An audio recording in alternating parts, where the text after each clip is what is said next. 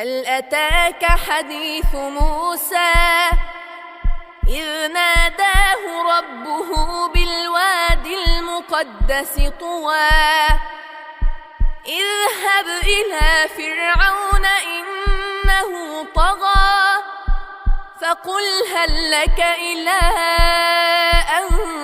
تزكى وأهديك إلى ربك فتخشى فأراه الآية الكبرى فكذب وعصى ثم أدبر يسعى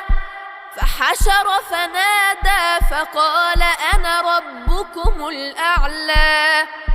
فأخذه الله نكال الآخرة والأولى إن في ذلك لعبرة لمن يخشى أأنتم أشد خلقا أم السماء بناها رفع سمكها فسواها وأغطش ليلها وأخرج ضحاها والأرض بعد ذلك دحاها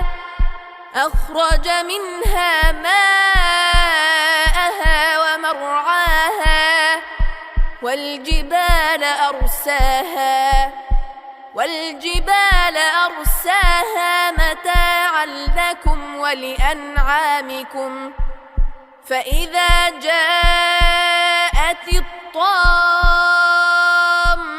الكبرى يوم يتذكر الإنسان ما سعى وبرزت الجحيم لمن يرى فأما من طغى وآثر الحياة الدنيا فإن الجحيم هي المأوى وأما من خاف مقام ربه ونهى النفس عن الهوى فإن الجنة هي المأوى يسألونك عن الساعة أيان مرساها فيم أنت من ذكراها إلى ربك منتهاها